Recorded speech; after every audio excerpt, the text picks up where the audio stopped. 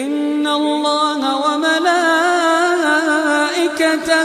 يصلون على النبي يا أيها الذين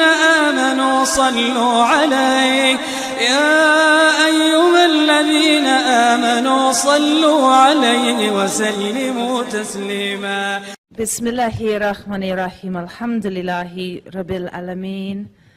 Assalamu alaikum. There is not a chance that I could have seen this live for myself.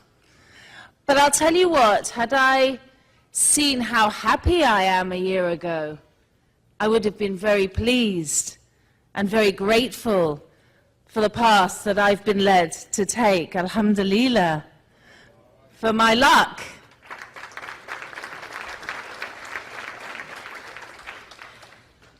Some of you will know me as the sister-in-law of a once powerful oppressor of human beings. Sorry, the Middle East envoy Tony Blair, as he likes to be known. And hopefully others of you will also be aware that my real job title is presenter and broadcaster. But I'd like to tonight, if I may, share with you my journey to Islam. Because being a Muslim, I now understand how spiritually uplifting it is to see someone take their shahada like that. I was crying. Alhamdulillah to you, brother, wherever you are, and may this community show you the same love that has been poured like a deluge upon me in the last 6 months. I pray for you that you feel that same love. So I'd like to take you on how this journey happens. To someone who outwardly seemed like the very epitome and was of a Western journalist with a lifestyle completely at odds with the values and the processes and the choices inherent in being a worshipper and a servant of Allah. Because this is a very interesting concept. I'll come to it maybe if I remember later, but this idea of willing servitude. When you come from the media, where you are God, and then you put your head to the floor, and you actually pray to God, and you submit yourself. That in itself is a journey, but I'm going too fast. Let me take you back, if I may.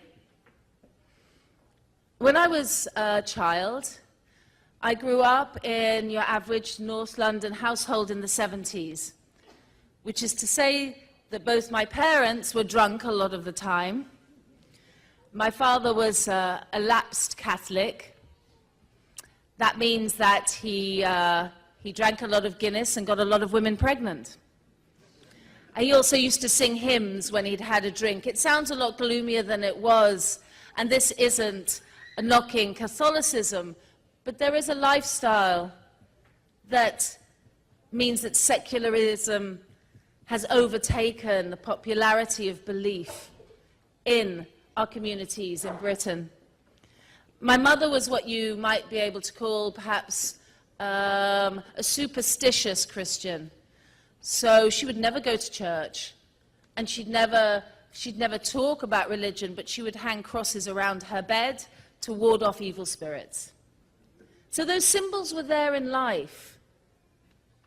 But funnily enough, growing up, I used to pray. I loved it. I remember that feeling of being 7 years old and going to my bed and putting my hands together and going, please, God, let Mummy and Daddy be nicer to me tomorrow. Please, God, let my sister stop being really annoying. Because kids know how to ask for everything, because they automatically believe that someone up there is bigger than their parents and will really help them when they need it. Isn't that interesting? What I've noticed recently, I'm going to jump forward a bit. I've got jet lag, so if I jump forward and none of it makes sense, will you bear with me, please? So, yes, I've already lost that point. Wake up, brain. Okay, we'll go back to the beginning. So when I was growing up, when I was a teenager, you sort of stop praying because you get into the cult of the self. My dad was a socialist. He was a good man like that. Politically, he said to me, he gave me good values in many ways. He said, you know what? You're white. You're in London. You're not bad looking. You've got a fair intellect. You've won the lottery of life. Now, what are you going to do for the rest of the world? This is how we were brought up when I was a child. And the other thing he used to say, I remember crying once because we couldn't afford toilet paper. So we used to have to use newspaper in the bathroom. And I remember going in to him at 10 years old and saying, Dad, I've just realized we're poor. And he looked at me and said, because he was from Liverpool, a really poor family, he said, poor? We're not poor, we're broke. And what are you using in the bathroom? Are you using the Sun newspaper? No, you're using the Guardian. This is not poverty, this is aspiration. I thought that was brilliant. I've never looked at the Guardian the same since. And quite frankly, some of the things that's written about Islam now, I'm thinking of going back and using it for the same thing. So we had some values, but none of them were linked to religion. And as I became in my 20s, I became what I thought was a goddess. I was at drama school, I was acting, I was attractive to men, I was drinking. God became a sideline, a little important voice that had once been there for me, and I didn't need him anymore. As Nietzsche said, God is dead and we killed him. And that cold gathering, that cold, stony exterior started to form on my heart. And I knew I didn't like it, but I was happy in my life, and I was lucky, and I was making my own luck. It was me. I was the mistress of the universe. How clever of me to get work. How clever of me to get luck. But you know, within all of that, I always did feel lucky, and I always did feel grateful. And when I did remember to show some gratitude, I would pray. So what did I know about Islam then in this growing up? There were only 3 Muslim girls at my school when I was growing up. And what I knew about Islam was this. Muslim girls were really killer at science. They were way better than me at maths, and they didn't date boys as teenagers. That was it. Now, considering the drama in the newspapers post 9/11 about this community waiting with knives to slit our throats and guns to attack us and planes to crash on us, how come it was so quiet before 9/11? Was everybody just waiting for that signal? Or was there no signal? Was there no 9/11? We won't get into that. So what did I know about Islam in 2004? Well, I was having a bit of an awakening, because the thing about 9/11 is it wasn't just a clarion call for the people who wanted to find a new enemy, for people whose lives had become so materialistic that they enjoyed war. If we're not having a Cold War, if we're not having a Second World War, what war can we have to justify our emptiness inside? It wasn't just awakening for them, you know. Many of the imams amongst you will know that after 9/11, the sale of Qurans in the United States and the United Kingdom shot up. People with wondering minds, people with curious minds thought, what is Islam? Who are these people who have been silently waiting to kill us? I was one of those people. I wanted to find out more. And at the same time, just slightly before that, I remember seeing some news footage from Palestine. There are some images that are iconic and so deeply moving that they do something to your soul. One of these images you'll remember, and I'll put it into your mind now, and you won't be grateful that I've done it, but I have to. A girl running with napalm on her back, screaming. Remember that from Vietnam? That awful image, you can see it. Well, I'll give you another image now, one that has stayed with me for 11 years and will never go. A young boy with a stone in his hand, doing this as a tank bears down on him. I can tell you that boy's name. That boy is Faris Ode. He was an early teenager from Rafah in Gaza. And soon after that picture was taken, he was shot in the head by an Israeli sniper. Another mother mourning another child in a place I'd hardly heard of. But something about that image and the way it was portrayed in the media woke me. Or was it that image? Was it Allah subhanahu wa ta'ala? You make your decisions when you've heard my story, please. Something awoke in me. Why the voiceover from the BBC appeared to say, look at that lovely Israeli tank bearing down on that wicked Arab Muslim urchin. This was after Tiananmen Square. I knew that tanks were bad, unarmed civilians and children good. This is how life works. Big army against big army bad, going against civilians bad, civilians fighting for freedom good. But no, not in the case of this place I barely knew, Gaza, and these people, Palestinians, who I'd never heard of very much. So in 2005, I managed to get myself a commission from my newspaper to go and interview Mahmoud Abbas in Ramallah. I went on my own, not knowing what to expect. But I did have some preconceptions that I took with me, which is funny as a socialist, because I didn't know I had them until I was on the plane to Tel Aviv. And on the plane to Tel Aviv, I realized I was scared of Arabs. Pretty scared of Arabs. Arabs with guns were really going to be frightening. And Arab Muslims with guns in the West Bank, where everybody was terrorists, what was I doing? I wanted to go home. I kind of hoped the Israelis would just deport me. I heard they do that. But nobody did. It wasn't what Allah subhanahu wa ta'ala had planned. So I took a taxi to Ramallah. And I realized on that taxi ride that I had what we can call a mild form, at least, of Islamophobia. I thought everyone was terrorists. I didn't know anything about women in hijabs. I didn't know anything about Islam. And here I was going to terrorist enclave, Palestine, the Palestinian territories run by terrorists in the enclave of terrorism. So imagine how I felt the next day, going up in a big metal lift with huge Palestinian guards around me with their guns and their walkie-talkies. And I'll never forget that scene. It replays sometimes in my mind. There's me standing there, huge Fatah gunmen, as they're called on CNN. They're guards for the president. Everybody has them.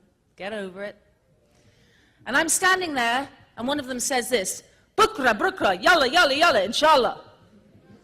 Habibi, yalla, habibi. And I think to myself, subtitle, we'll behead the white woman later.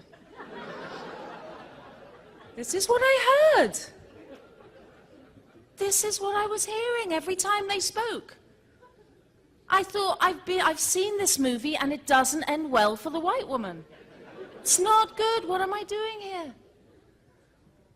It took me a little while, maybe about 5 days in the West Bank, for all of that to be gone. I was walking down a road the next day in Ramallah without a coat. The Israelis had kept my luggage, as they do when they find out you're going to the West Bank. It's very common. So I only had a kind of shirt on, and I was walking around going, wow, look at this place. And an old lady said, yalla, yalla, yalla, yalla. And she took me into her house and put her arm around mine. And she said, showed me a wardrobe full of clothes. Looked at them and took out a coat, put it on my back, got out a little suitcase, got out some jumpers. She said, Habibti, yalla. And wrote down her address. I said, what is this?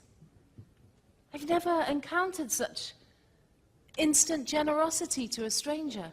And that wasn't all.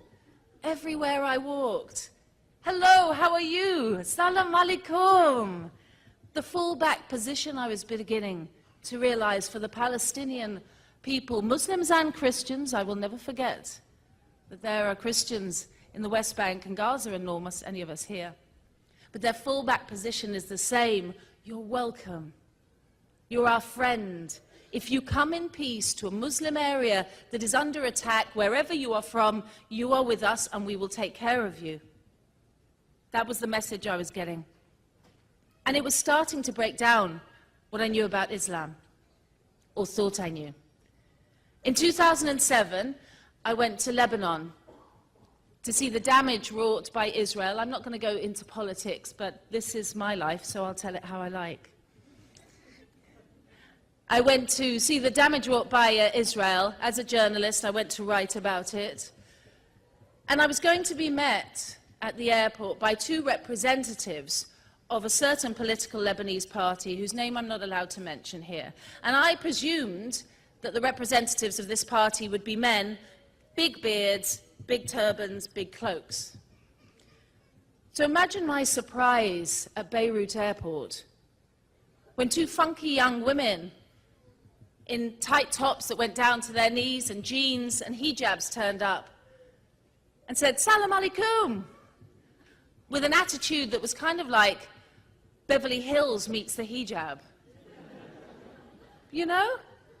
And I was grilling them over the next 48 hours because I'd never spoken to a woman in a hijab before. And I said, "So what's your life like? Is anybody, I suppose, you know, forced to marry?" And they looked at me like I was crazy. Nobody's forcing us to do anything we don't want to. This is Beirut, baby. But we love our dad, and if he asks us, we'll do what he says because we love him. All of that freedom, followed by the respect for the family, is what I was seeing. And it was very interesting. They were studying to a high level. They were going to do what they wanted with their lives, but they loved their religion, and they loved their country, and they loved their faith. A new world was opening up to me, one I hadn't seen. Not only one I hadn't seen, but one that had been misrepresented to me from the day I first watched a television newscast. So we went down south, me and the two women called Zainab, and we eventually did meet, alhamdulillah, a sheikh with the turban and the beard and the cloak. And in my mind, I still carried that prejudice about Islam very strongly. I thought, it's fine for these young girls to be all, we can do what we want in Beirut. But in Bint Jbail, in front of a sheikh, I must keep my faculties sharp and remember that Islam oppresses women. And I'm going to watch this. I'm not going to be foolish and led by my heart. I'm going to watch what the interaction is between these people. Now, at one point, one of these young women was translating, and the sheikh was talking quite quickly, and she did this. She put her hand up politely and went, "Sorry, sheikh, 1 second. Lauren, what he's trying to say is..." And I thought, here comes the whip. I thought, this is really going to be bad for her. What is this guy going to do? He's number 3 in that party that I'm not allowed to mention. This can't be good. And do you know what that sheikh did to that young woman? I'll tell you, it was outrageous. He did this. "Okay, sister, carry on." I looked and I thought, that's it? Really? No whips, no stoning to death? That was it. So what did I take from that? There was a humility about learned people in Islam, or there could be, and there can be, and there is. And that women do make choices, they can do, and they do, in Islam. It was another prejudice broken down. But I was definitely not on the road to being a Muslim. I was just learning about the Middle East, right? This wasn't my road. I was drinking alcohol, I was enjoying my life. Alhamdulillah, you know, I've always been a happy person. One of my best friends calls me Miss Upside. She sends me texts, "How's life on the upside today?" I've always been one of those people that, you know, you crash your car, you split up with your husband, everything goes wrong, but I had a really good poached egg today. My friends laugh about it, but I can't help it. I went to Gaza, and that changed my life. It really did. Anybody who has any interest in Palestine should really go there, because just go there. And I went with the Free Gaza movement in 2008 on a boat, and we made it. We actually made it. The first people in 41 years to sail from the outside world to the coast of Palestine. Can you imagine how that felt? And I wasn't even thinking about it. Something in me was just making these decisions. People were saying, you could die, it doesn't matter, I can't let people live like that. You could get attacked, it doesn't matter, there's kids starving, haven't you seen the news, don't you understand? Every single person, there were 46 people on 2 boats. Only 3 of them Muslim. Not because the Muslims weren't interested in going, but because we wanted to make a statement that white people care, and also we were less likely to die if we weren't, guess what, Turkish and Muslim. Think about it. Think about what happened later on. So we sent white people from Europe and America, people who wanted to go and show solidarity and just help. And when we arrived, it was like D-Day 1944 in Paris. Kids swimming up to the boat, tens of thousands of people lined. They thought we'd come to save them, but not enough of us came. I stayed there for a month. And I want to say right now, thank you very much, Israel. Thank you very much to the corrupt Egyptian regime, now fallen, alhamdulillah, for blockading me and not allowing me to leave through Erez and denying me exit through Rafah for 4 weeks. I thought at one point I would never see my children again. And after 21 days of being blockaded there, as the Egyptians laughed at my British passport and flung it aside, I was crying.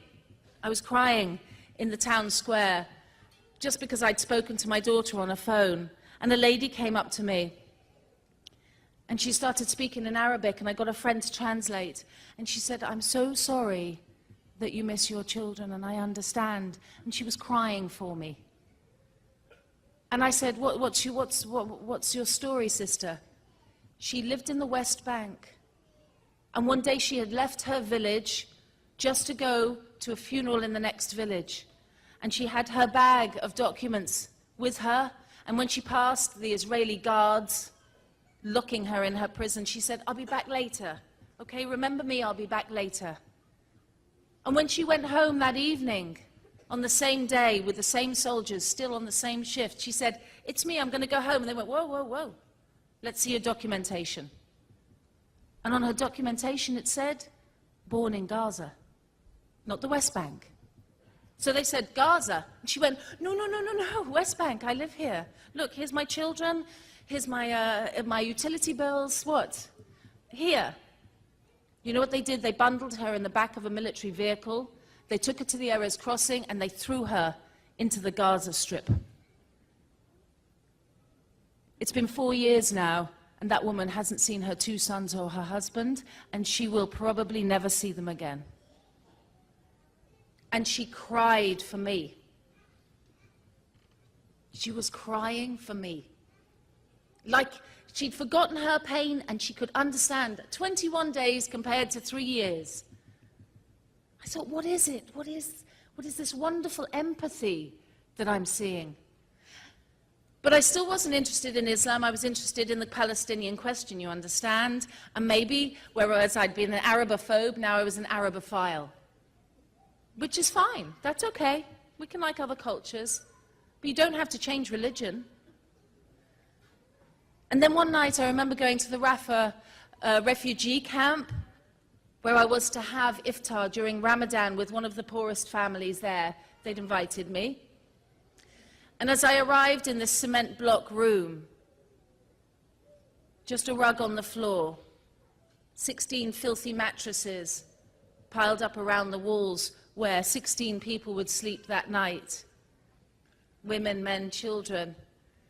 The mother who greeted me in this hovel had the biggest smile on her face. I'll never forget it. What a lovely lady. Assalamu alaikum, Fadal. Fadal. Like I was entering a palace. And she had everything to offer me. And do you know what? At that moment, I was so angry. I was angry with the Muslim God that asked people who were already starving to fast. What was that about? And I asked her, I said, I don't want to be rude, sister, but I'm feeling so angry to see you struggling and know that today you haven't had water from dawn and that you have so little already in Gaza. Why does your God make you fast during Ramadan? Just tell me why, because he must be pretty cruel and sick. And she looked at me, not with anger. She looked at me with love and she said, sister, Allah and the Prophet, Rasul, asks us to fast so that we remember the poor. Think about that. In a refugee camp in the Gaza Strip, during Ramadan, they fast to remember the poor. I was so moved. Honestly, I can feel a key going in a lock even now as I tell you. Chink. And a thought came really clearly into my head. If this is Islam, I want in. If this is Islam, this love, this generosity, this ability to get joy out of the most miserable existence is Islam, then I will join you with all my heart.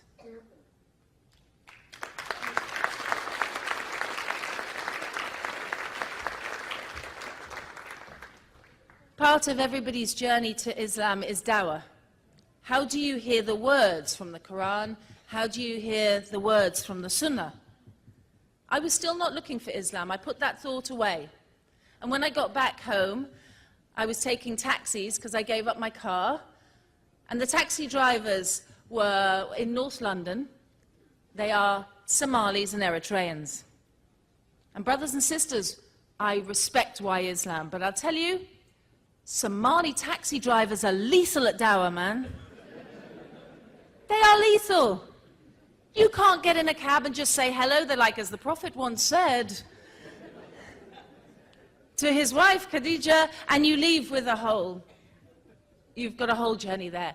I learned from Ahmad and Muhammad and Abdul, who used to drive me around, that heaven is beneath the mother's feet.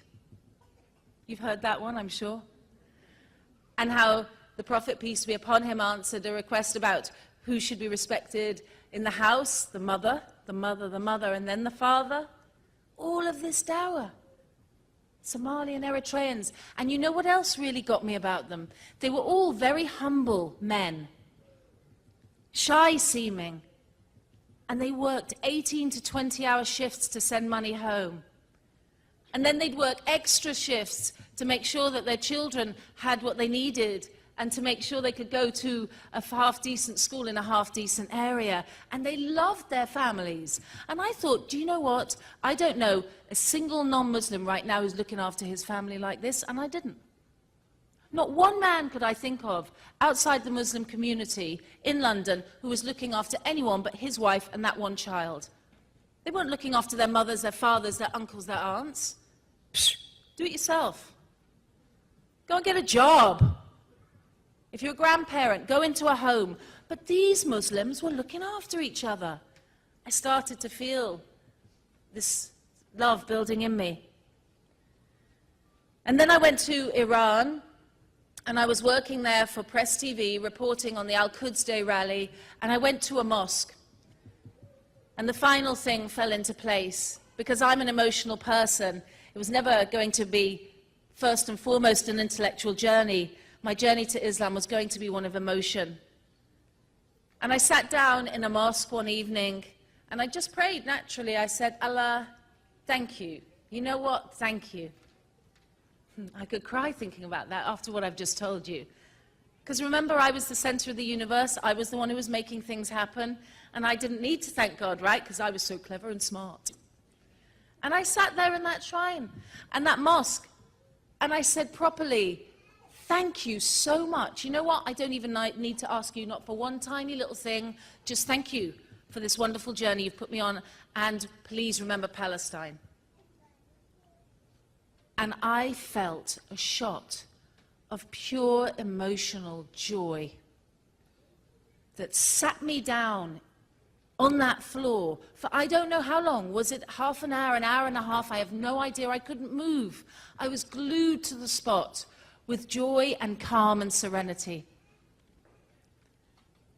And that night, I slept on the floor of that mosque. It was a pilgrim's night, so other people were visiting and they slept there as well. And in the morning, they called Fajr, and I prayed.